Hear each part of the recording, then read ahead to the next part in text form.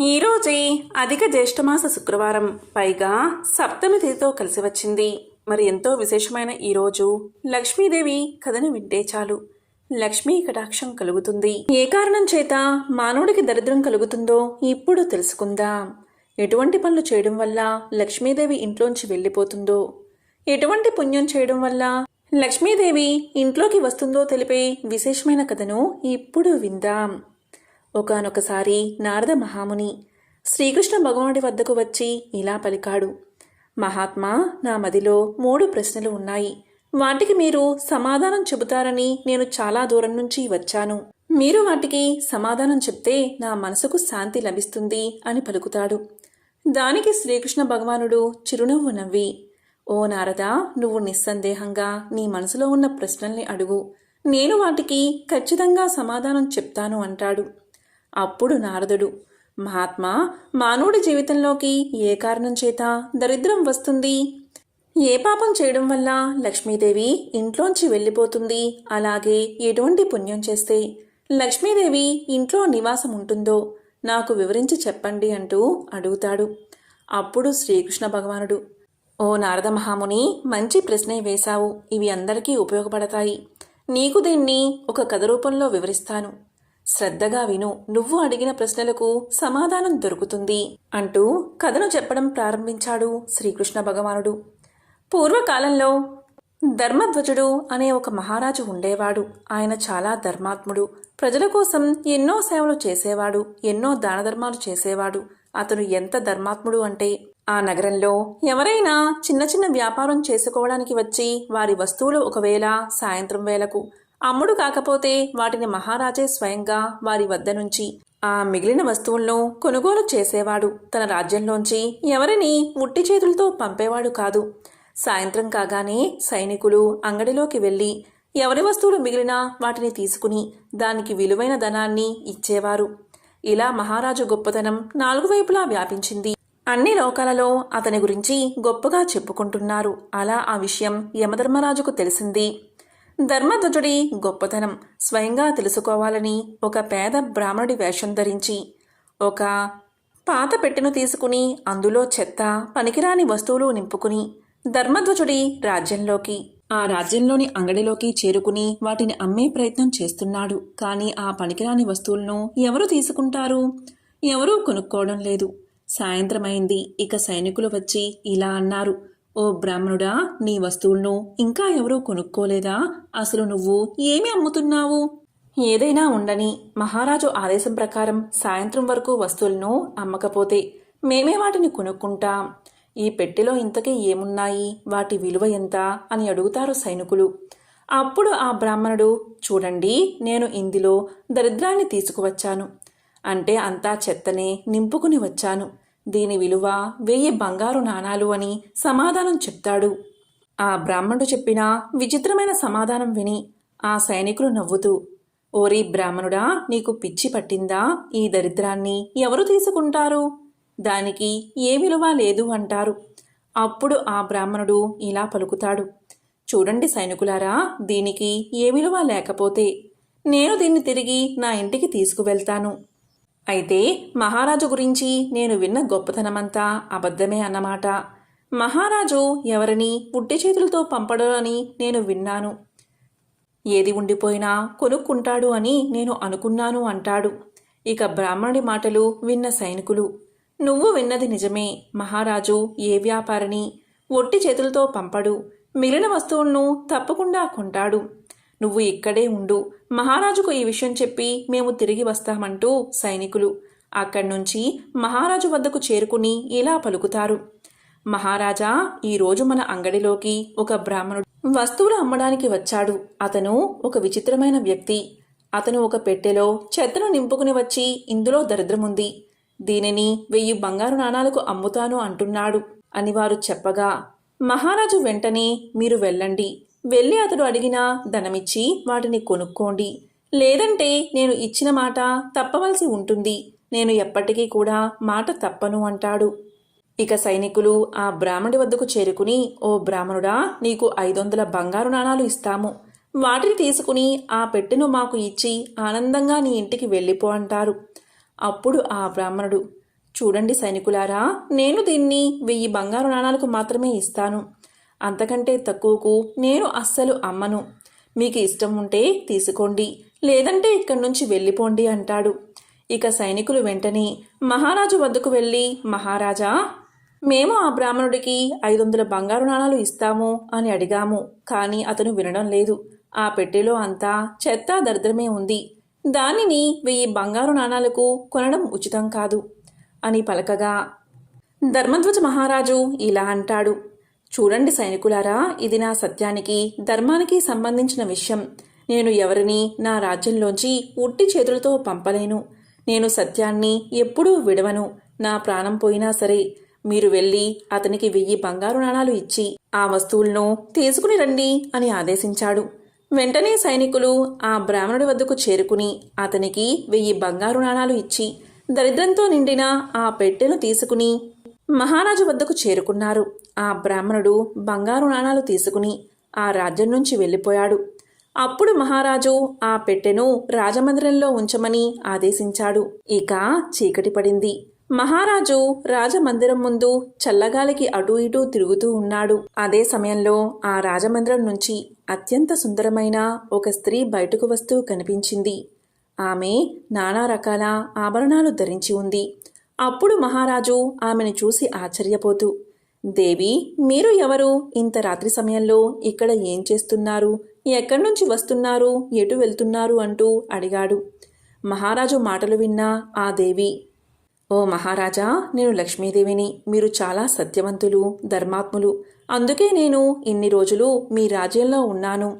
కానీ ఈరోజు మీ రాజమందిరంలోకి దరిద్రం వచ్చింది. ఎక్కడైతే దరిద్రం ఉంటుందో నేను అక్కడ ఉండలేను. ఈరోజు ఒక పెట్టెలో దరిద్రం వచ్చింది. అందుకే నేను ఇక్కడి నుంచి వెళ్ళిపోతున్నాను అని పలికింది. అప్పుడు ఆ మహారాజు, ఓ దేవి, మీ ఇష్టం. నేను సత్యానికి కట్టుబడి ఉన్నాను. నేను ఇచ్చిన మాటను ప్రాణం పోయినా తప్పను. అలాగే ఆ పెట్టెను కూడా నేను బయట పెట్టను. అలా చేస్తే నా మాట పోతుంది. అందుకే నేను ఆ పెట్టెను కొనుక్కున్నాను.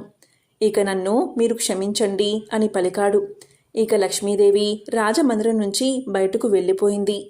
కొద్దిసేపటికి ఆ రాజమందిరం నుంచి ఒక సుందరమైన పురుషుడు బయటకు రావడం రాజు గమనించాడు. అప్పుడు మహారాజు ఇలా పలికాడు, మీరు ఎవరు? ఇక్కడికి ఎలా వచ్చారు? ఎటు వెళ్తున్నారు? అంటూ అడిగాడు. అప్పుడు ఆ వ్యక్తి ఇలా అన్నాడు, మహారాజా, నా పేరు దానం. మీరు సత్యవంతులు, ధర్మాత్ములు. ఎల్లప్పుడూ ధర్మాన్ని నమ్మారు. అందుకే నేను ఇన్ని రోజులు మీ రాజమందిరంలో నివాసమున్నాను. కానీ ఇప్పుడు లక్ష్మీదేవి ఇక్కడి నుంచి వెళ్ళిపోయింది. ఇక లక్ష్మీదేవి లేనప్పుడు మీరు దానం ఎలా చేస్తారు? ఇప్పుడు మీ వద్ద ధనం లేదు.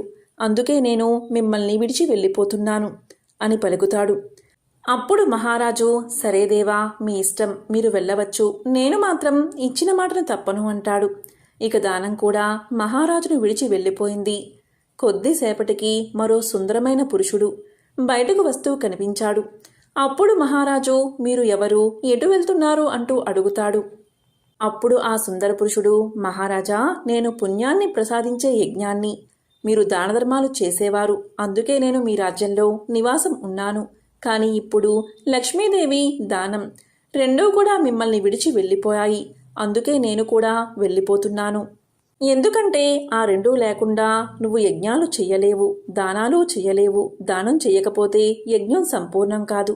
అందుకే నేను కూడా మిమ్మల్ని విడిచి వెళ్ళిపోతున్నాను అని పలుకుతాడు. అప్పుడు మహారాజు, సరే దేవా, మీ ఇష్టం, వెళ్ళిపోవచ్చు అంటాడు. ఇక యజ్ఞం కూడా మహారాజును విడిచి వెళ్ళిపోయింది. మరి కొద్దిసేపటికి మరో సుందర పురుషుడు బయటకు వస్తూ కనిపించాడు. అప్పుడు మహారాజు, ఎవరు మీరు? బయటకు ఎందుకు వెళ్తున్నారు అని అడిగాడు. దానికి ఆ సుందర పురుషుడు, మహారాజా, నేను యశస్సును. మీరు చేసిన పుణ్యాల కారణంగా నేను మీ వద్ద ఇన్ని రోజులు నివాసమున్నాను. కానీ ఈరోజు మీ వద్ద నుంచి లక్ష్మి, దానం, యజ్ఞం వెళ్ళిపోయాయి. అవి లేకుండా మీకు యశస్సు లభించదు. అందుకే నేను మిమ్మల్ని విడిచి వెళ్ళిపోతున్నాను అని పలుకుతాడు. ఇక మహారాజు ఆయనకి నమస్కారం చేసి వెళ్ళిపోవచ్చు అని పంపించేశాడు. ఆ తరువాత ఒక అందమైన స్త్రీ రాజమందిరం నుంచి బయటకు వచ్చింది. అప్పుడు మహారాజు ఇలా పలుకుతాడు, ఓ దేవి, మీరు ఎవరు?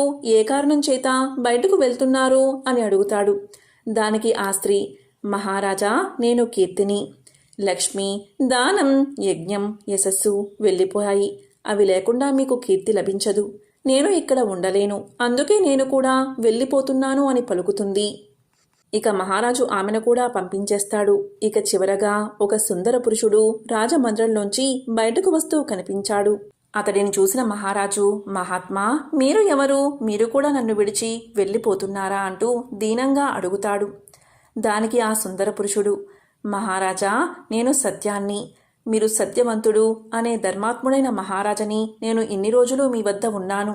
కానీ ఇప్పుడు మీ వద్ద నుంచి లక్ష్మీదేవి, దానం, యజ్ఞం, యశస్సు, కీర్తి అన్నీ నిన్ను విడిచి వెళ్ళిపోయాయి. అందుకే నేను కూడా వెళ్ళిపోతున్నాను అని పలుకుతాడు. అప్పుడు ఆ మహారాజు, ఓ సత్యమా, నువ్వు కూడా నన్ను విడిచి వెళ్ళిపోతున్నావా? నేను ఎప్పుడూ కూడా నిన్ను విడవలేదు. సత్యాన్ని విడవనందుకే అందరూ నన్ను విడిచి వెళ్ళిపోయారు. నేను సత్యంగా ఉండడానికి దరిద్రాన్ని కూడా ఇంట్లో ఉంచుకున్నాను.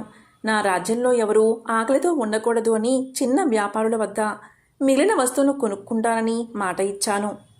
ఆ మాటను నేను తప్పితే సత్యాన్ని విడిచిపెట్టినట్లే. అందుకే ఇచ్చిన మాటను విడవకూడదని అతని వద్ద 1000 బంగారు నాణాలు ఇచ్చి మరీ నేను దరిద్రాన్ని కొనుక్కున్నాను. దాని కారణంగా ఈరోజు లక్ష్మీదేవి నా ఇంట్లోంచి వెళ్ళిపోయింది. ఆమె వెళ్ళిపోగానే దానం, యజ్ఞం, కీర్తి, యశస్సు అందరూ నన్ను వదిలి వెళ్ళిపోయారు. సత్యంగా ఉన్నందుకే అందరూ నన్ను వదిలి వెళ్ళిపోయారు. ఇక నువ్వు వెళ్ళిపోతే నేను బతికి ఉన్నా ఏ లాభమూ లేదు అని పలుకుతాడు. అప్పుడు సత్యం, మహారాజా, నువ్వు బాధపడకు. నా వల్ల అందరూ నిన్ను విడిచి వెళ్ళిపోయారు కదా. ఇక నేను మాత్రం జీవితాంతం నిన్ను విడిచి ఎక్కడికి వెళ్ళను. నీతోనే ఉంటాను. మీరు నిజంగానే సత్యవాది, ధర్మాత్ములు. ఇక నేను ఇక్కడే ఉంటాను అంటూ తిరిగి రాజమందిరంలోకి వెళ్ళిపోయాడు. అలా జరిగిన కొద్దిసేపటికి ఒక అందమైన స్త్రీ అక్కడకు వచ్చింది. అప్పుడు మహారాజు, దేవి, మీరు ఇప్పుడే వెళ్ళిపోయినా కీర్తి కదా, ఇక్కడ ఉండలేను అని వెళ్ళిపోయారు. మళ్ళీ ఎందుకు తిరిగి వచ్చారు అని అడుగుతాడు. దానికి కీర్తి, మహారాజా, నన్ను క్షమించు. నేను లక్ష్మి, దానం, యజ్ఞం లేకుండా ఉండగలను, కానీ సత్యం లేకుండా ఉండలేను. సత్యం ఎక్కడుంటే నేను అక్కడే నివాసముంటాను అని పలుకుతుంది. దీనికి మహారాజు సంతోషించి ఆమెకు స్వాగతం పలుకుతాడు. ఆమె రాజమందిరంలోకి వెళ్ళిపోతుంది. ఆ తరువాత కొద్దిసేపటికి యశస్సు అక్కడికి చేరుకుంటాడు. అప్పుడు మహారాజు, ఓ మహాత్మా, మీరు యశస్సు కదా, నన్ను విడిచి వెళ్ళిపోయారు కదా, మళ్ళీ ఎందుకు తిరిగి వచ్చారు అని అడుగుతాడు. దానికి ఆ పురుషుడు, మహారాజా, ఎంత ధనవంతుడైనా ఎన్ని దానాలు చేసినా సత్యం లేకుండా యశస్సు లభించదు. అందుకే సత్యం ఎక్కడ ఉంటే నేను అక్కడే ఉంటాను అంటూ అతను కూడా రాజమందిరంలోకి ప్రవేశించాడు. ఆ తరువాత కొద్దిసేపటికి యజ్ఞం కూడా తిరిగి వచ్చాడు. అప్పుడు మహారాజు, మహాత్మా, నీవు యజ్ఞానివి కదా, మళ్ళీ ఎందుకు తిరిగి వచ్చావు అని అడుగుతాడు. అప్పుడు యజ్ఞం, మహారాజా, ఎంత ధర్మాత్ముడైనా ఎంత ధనవంతుడైనా సత్యం లేకుండా యజ్ఞం యొక్క ఫలితం లభించదు. మీ వద్ద సత్యముంది, ఇక నేను కూడా మీతోనే ఉంటాను అంటూ యజ్ఞం కూడా వేగంగా రాజమందిరంలోకి ప్రవేశించాడు. ఆ కొద్దిసేపటికి దానం కూడా తిరిగి వచ్చాడు. అప్పుడు మహారాజు, మహాత్మా, మీరు నన్ను విడిచి వెళ్ళిపోయారు కదా అని పలుకుతాడు. దానికి అతను, మహారాజా, నేను మిమ్మల్ని విడిచి వెళ్ళిపోయాను, కానీ మీ దగ్గర సత్యం, దానం ఉంది. అవి రెండూ ఎక్కడుంటే నేను అక్కడే ఉంటాను. మానవుడు ఎంత ధనవంతుడైనా సత్యం లేకుండా దానం చేయలేడు. దానం, సత్యం ఎప్పుడూ కలిసే ఉంటాయి. అందుకే నేను మీ వద్దకు తిరిగి వచ్చాను అని అంటాడు. అప్పుడు మహారాజు చాలా సంతోషమంటూ స్వాగతం పలుకుతాడు. ఇక దానం కూడా రాజమందిరంలోకి ప్రవేశిస్తుంది. ఆ తరువాత సాక్షాత్తు లక్ష్మీదేవి తిరిగి వస్తుంది. అప్పుడు మహారాజు, దేవి, తిరిగి వచ్చినందుకు చాలా సంతోషం, కానీ తిరిగి రావడానికి గల కారణమేమిటి అని అడుగుతాడు. అప్పుడు లక్ష్మీదేవి, మహారాజా, ఇదంతా కూడా నీ సత్యాన్ని పరీక్షించడానికే జరిగింది. ఇప్పుడు నీ వద్ద దానం, యజ్ఞం, యశస్సు, కీర్తి అందరూ ఉన్నారు, కానీ నేను లేకపోతే వాళ్ళు ఉండలేరు. అందుకే సత్యాన్ని, ధర్మాన్ని కాపాడడానికి నేను మళ్ళీ నీ వద్దకు తిరిగి వచ్చాను అని పలుకుతుంది. అప్పుడు మహారాజు, దేవి, మీరు తిరిగి వచ్చినందుకు చాలా సంతోషం, కానీ ఇప్పుడు నా రాజమందిరంలో దరిద్రంతో నిండిన పెట్టె ఉంది. దరిద్రం ఉన్న చోట మీరు ఉండలేరు కదా అని అడుగుతాడు. అప్పుడు లక్ష్మీదేవి, మహారాజా, నా కృప వల్ల దరిద్రంతో నిండిన ఆ పెట్టె కూడా బంగారంగా మారుతుంది అంటూ లక్ష్మీదేవి రాజమందిరంలోకి ప్రవేశించింది. లక్ష్మీదేవి లోపలికి ప్రవేశించడంతో దరిద్రంతో నిండిన ఆ పెట్టె బంగారంతో నిండిపోయింది. ఆ కొద్దిసేపటికే బ్రాహ్మణుడి వేషంలో ఉన్న ధర్మరాజు మహారాజు వద్దకు చేరుకున్నాడు. అప్పుడు మహారాజు, ఓ బ్రాహ్మణుడా, నీవు ఎవరు? నువ్వైతే నా వద్ద నుంచి వెళ్ళలేదు కదా, ఎందుకు ఇక్కడికి వచ్చావు అని అడుగుతాడు. అప్పుడు ధర్మరాజు, మహారాజా, నేను సాక్షాత్తు ధర్మరాజును. నేనే ఆ బ్రాహ్మణుడి వేషంలో వచ్చి 1000 బంగారు నాణాలు తీసుకుని నీకు దరిద్రాన్ని ఇచ్చాను. కానీ నీ సత్యంతో నన్ను ఓడించావు. నువ్వు నన్ను మెప్పించావు. నీకేదైనా వరమిస్తాను, ఏం కావాలో కోరుకో అన్నాడు. అప్పుడు మహారాజు నమస్కారం చేసి, దేవా, మీ దర్శనం వల్ల నా జన్మ ధన్యమైంది. ఇక నాకేమీ వద్దు. నేను జీవితాంతం సత్యం ధర్మం తప్పకుండా ఉండేలా ఆశీర్వదించండి అని అడుగుతాడు. అప్పుడు ధర్మరాజు అతన్ని ఆశీర్వదించి అక్కడి నుంచి వెళ్ళిపోతాడు. ఇక కథను ముగించిన శ్రీకృష్ణ భగవానుడు, నారద మహాముని, ఈ కథను బాగా విన్నావు కదా.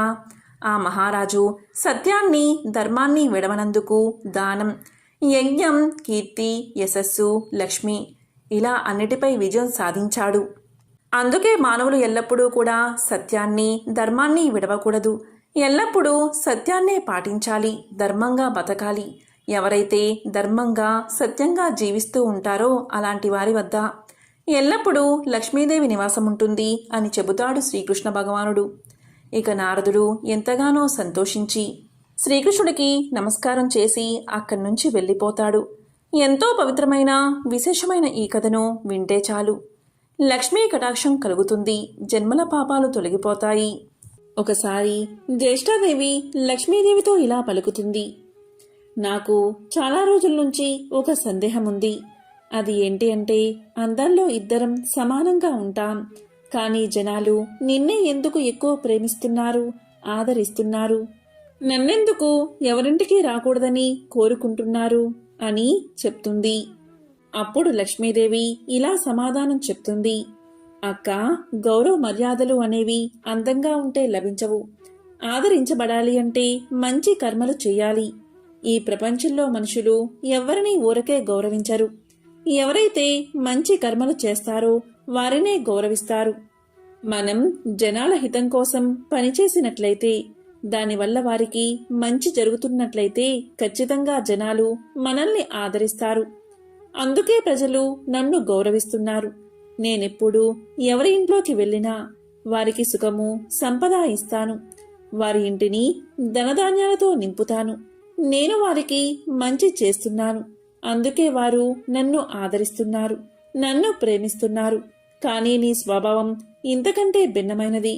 నువ్వు ఎవరింట్లో అయితే అడుగు పెడతావో వారింట్లో సుఖ సంతోషాలు అనేవే ఉండవు. వారు పేదవారిగా మారిపోతారు, అనారోగ్యాల బారిన పడతారు, గొడవలు పడతారు. వారి జీవితం దుఃఖంతో నిండిపోతుంది. అందుకే ప్రజలు నిన్ను చూస్తే భయపడిపోతారు. నిన్ను అందుకే ఎవరూ ఆదరించడం లేదు. నిన్ను జనాలు ఆదరించాలి అంటే జనాల కోసం నువ్వు పనిచెయ్యి. నీ సేవా సహాయాలతో వారి మనసును గెలుచుకో అని చెప్పింది లక్ష్మీదేవి. లక్ష్మీదేవి చెప్పిన మాటలు జ్యేష్ఠాదేవికి అస్సలు నచ్చలేదు. అప్పుడు ఆమె మనసులో, ఈ లక్ష్మీదేవిని అందరూ గౌరవించడం వల్లే ఈమె గర్వం పెరిగినట్లుంది. మొత్తం ప్రపంచాన్ని నేనే సంతోషంగా ఉంచుతున్నా, నేనే లేకపోతే ఈ ప్రపంచం అనేదే ఉండదు అని మనసులో అనుకుంటుంది. ఇక లక్ష్మీదేవి మాటలు జ్యేష్ఠాదేవికి అస్సలు నచ్చవు. దీంతో ఇద్దరి మధ్య పంతం పెరిగిపోతుంది. ఇద్దరూ కలిసి ఒక ఊరిలోని బ్రాహ్మణుడి దగ్గరకు వెళ్తారు. ఆ బ్రాహ్మణుడు ప్రతిరోజు ఒక గుడిలో లక్ష్మీదేవికి పూజలు చేస్తూ ఉంటాడు. అతను లక్ష్మీదేవి యొక్క పరమ భక్తుడు. ఆ బ్రాహ్మణుడిపై లక్ష్మీదేవి, జ్యేష్ఠాదేవి వారి వారి ప్రభావాలను చూపించాలని భావిస్తారు. ఆ బ్రాహ్మణుడిపై నా శక్తిని ప్రయోగిస్తున్నాను. ఆ బ్రాహ్మణుడు ఒక్క బియ్యం గింజ కోసం కూడా వెతుకునేలాగా పేదవాడిగా మార్చేస్తాను. నా శక్తి తెలుసుకుని నువ్వు సిగ్గుతో తలవంచుకునేలా చేస్తాను అంది జ్యేష్ఠాదేవి. దీంతో లక్ష్మీదేవి ఇలా పలుకుతుంది. అక్క మాటలు విని నవ్వుకుని ఊరుకుంటుంది. మరుసటి రోజు ఇద్దరూ కలిసి బ్రాహ్మణుడు పూజలు చేసే గుడికి వెళ్తారు. ఇద్దరూ సాధారణ స్త్రీలుగా వేషాలు మార్చుకుని ఆ గుడికి చేరుకుంటారు. గుడిలోకి భక్తులు వస్తూ ఉంటారు, వెళ్తూ ఉంటారు. బ్రాహ్మణుడు గుడికి వచ్చి పూజలు చేసి తిరిగి వెళ్ళిపోవడానికి సిద్ధమయ్యాడు. అప్పుడు జ్యేష్ఠాదేవి లక్ష్మీదేవితో, చెల్లి, నీ భక్తుడు వెళ్ళిపోతున్నాడు, నీ శక్తిని నువ్వు చూపించు అని చెప్తుంది. అప్పుడు లక్ష్మీదేవి ఒక లాఠీ కర్రలాగా ఉన్న ఒక పెద్ద ఇత్తడి కర్రెను రోడ్డుపైన వేసింది. అది చూసిన బ్రాహ్మణుడు దాన్ని తీసుకుని, ఇది ఎప్పుడో ఒకసారి ఉపయోగపడుతుంది అని ఆ కర్రను తీసుకుని ఇంటికి వెళ్ళసాగాడు. అతనికి తెలియని విషయం ఏంటి అంటే ఆ కర్ర నిండా బంగారు నాణాలు ఉన్నాయి. ఇక బ్రాహ్మణుడు లాఠీ తీసుకుని వెళ్తూ ఉండగా దారిలో ఒక పిల్లవాడు ఆ లాఠీని చూసి దాన్ని తనకు ఇవ్వమని అడుగుతాడు. దానికి బ్రాహ్మణుడు 1 రూపాయి ఇస్తే దీన్ని ఇస్తాను అంటాడు. ఆ బాలుడు 1 రూపాయి ఇవ్వగా ఆ రూపాయి తీసుకుని ఆ కర్రను పిల్లవాడికి ఇచ్చేస్తాడు. ఇదంతా చేస్తున్న జ్యేష్ఠాదేవి లక్ష్మీదేవితో, చూసావా నా ప్రభావాన్ని?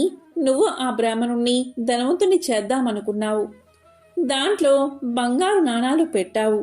కానీ నా ప్రభావం వల్ల ఆ బంగారపు కర్రెను 1 రూపాయితో అమ్మేశాడు ఆ బ్రాహ్మణుడు. నీ భక్తుడికి 1 రూపాయే లభించింది. ఆ 1 రూపాయి కూడా నీ భక్తుడి దగ్గర నేను ఉండనివ్వను. ముందు ముందు ఏం జరుగుతుందో చూడు అని చెప్తుంది జ్యేష్ఠాదేవి. ఇక బ్రాహ్మణుడు వచ్చిన రూపాయిని తన కమండలంలో వేసుకున్నాడు.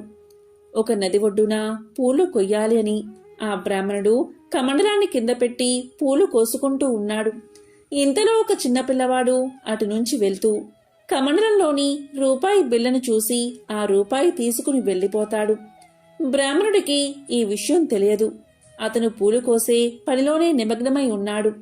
బ్రాహ్మణుడు పూలు కోసుకున్న తర్వాత కమండలం పుచ్చుకుని తన ఇంటివైపు వెళ్తూ ఉండగా ఆ బ్రాహ్మణుడి దగ్గరకు మళ్లీ కర్ర కొనుక్కున్న పిల్లవాడు వచ్చి, నేను మీ దగ్గర తీసుకున్న లాఠీ చాలా పెద్దదిగా ఉంది.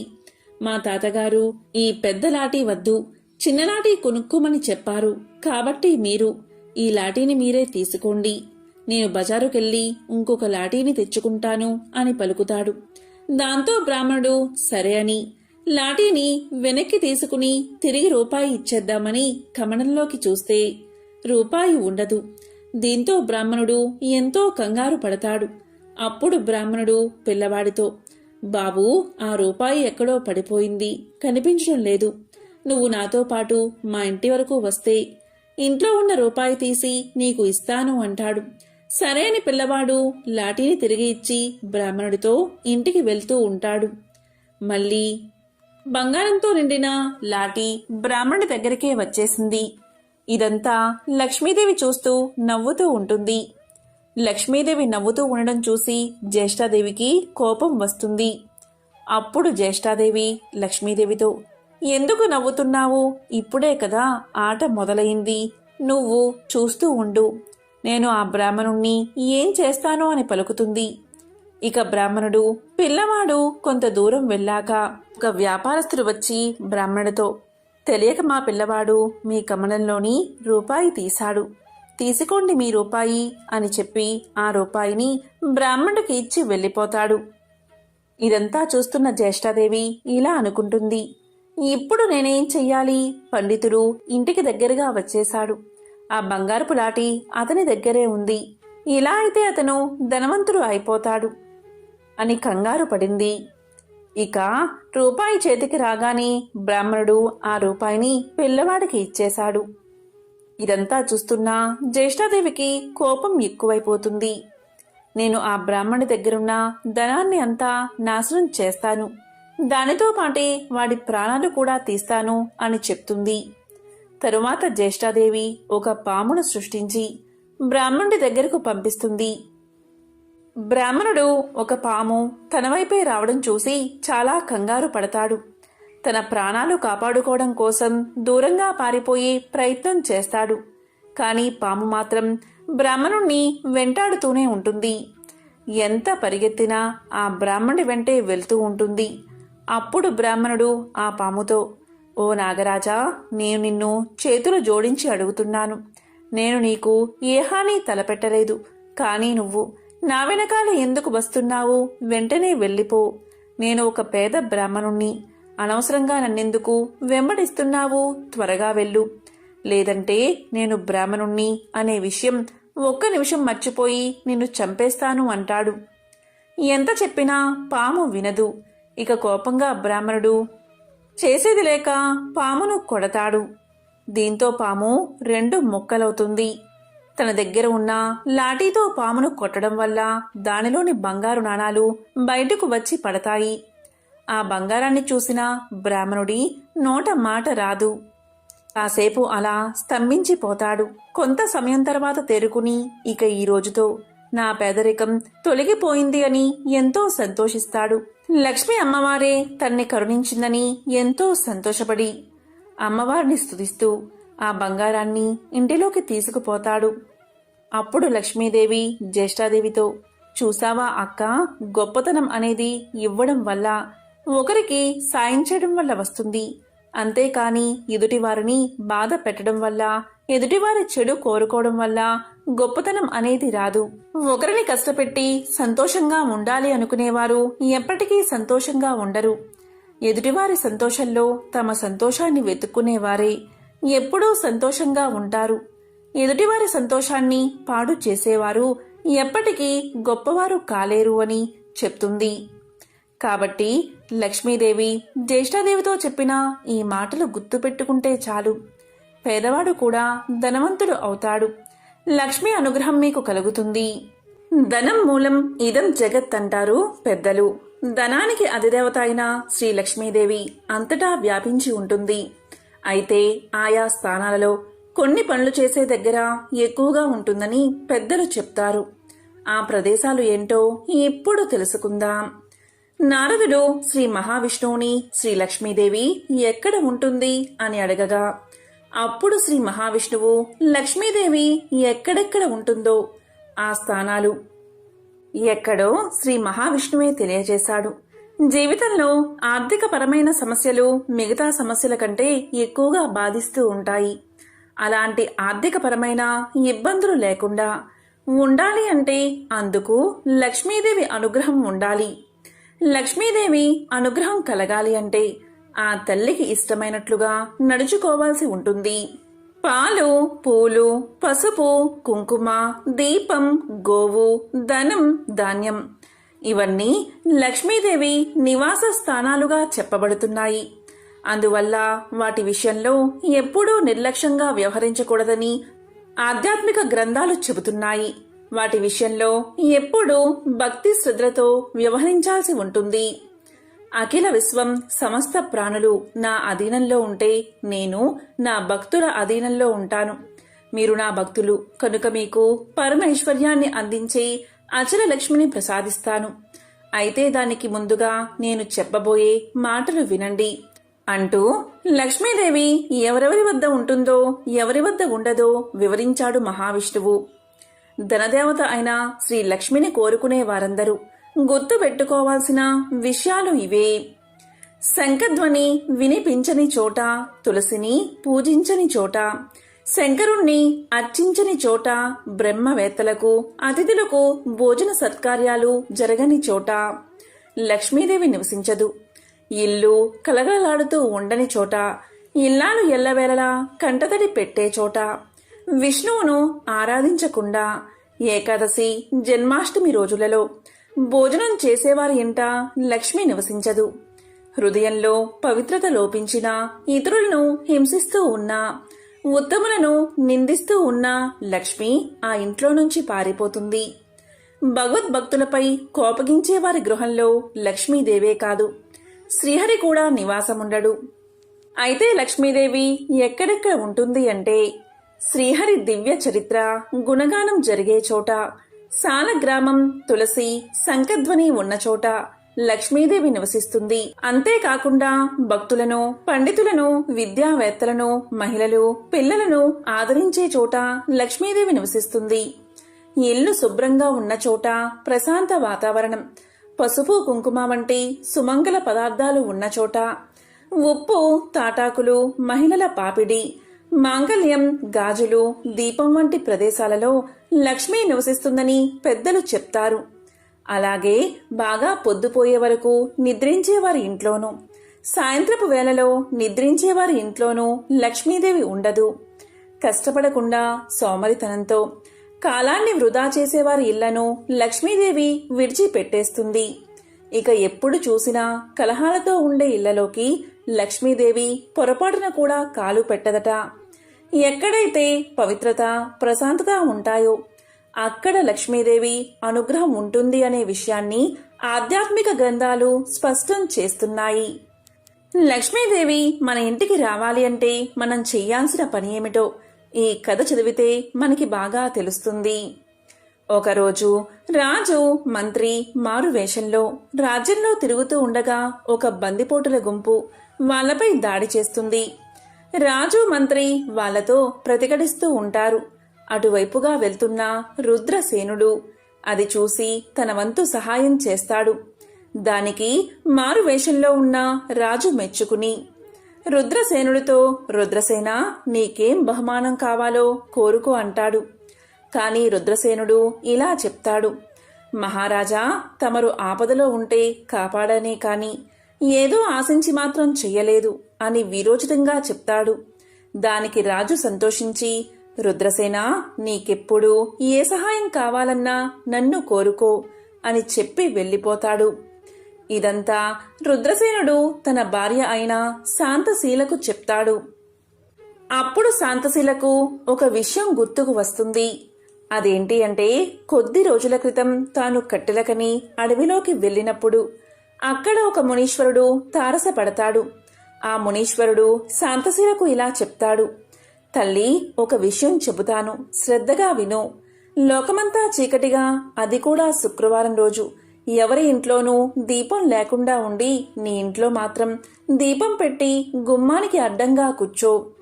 అప్పుడు చీకటిని భరించలేక నల్లని చీర ధరించిన ఒక ఆమె నీ ఇంట్లో నుంచి బయటికి వెళ్లిపోవడానికి ప్రయత్నిస్తుంది. అప్పుడు నువ్వు ఆమెను అడ్డగించి బయటకు వెళ్లితే లోపలికి రాకూడదని షరతు విధించు. అప్పుడు ఆమె, నేను లోపల ఉండే ఈ వెలుగుని భరించలేను, చీకటిలోకి వెళ్లిపోతాను అంటుంది. ఆమె బయటకు వెళ్లిపోగానే మరొక ఆమె పట్టు పీతాంబరాలతో దగదగా మెరిసే నగలతో ఇంట్లోకి ప్రవేశించడానికి ప్రయత్నిస్తుంది. ఆమెను కూడా నువ్వు అడ్డగించి లోపలికి వెళ్లితే బయటకు వెళ్లకూడదు అనే షరతు విధించు. ఆమె అప్పుడు బయట చీకటిని భరించలేను, లోపలికే వెళ్లిపోతాను అంటుంది. ఆమె ఇంట్లోకి ప్రవేశించగానే నీవు ఐశ్వర్యవంతురాలు అవుతావు అని మునీశ్వరుడు చెప్పింది గుర్తుకు వస్తుంది శాంతశీలకి. వెంటనే శాంతశీల తన భర్త అయిన రుద్రసేనుడి అనుమతితో రాజు వద్దకు వెళ్లి తాను ఎవరో చెప్పి వచ్చే శుక్రవారం రాజ్యంలో ఎవరి ఇంట్లోనూ దీపం పెట్టకుండా ఉండేలా చూడాలి అని కోరుతుంది. వెంటనే రాజు ఆమె కోరిక మేరకు రాజ్యంలో ఎవ్వరూ శుక్రవారం రోజు దీపం పెట్టకూడదని చాటింపు వేయిస్తాడు. దీంతో శాంతశీల శుక్రవారం రోజు దీపాన్ని వెలిగిస్తుంది.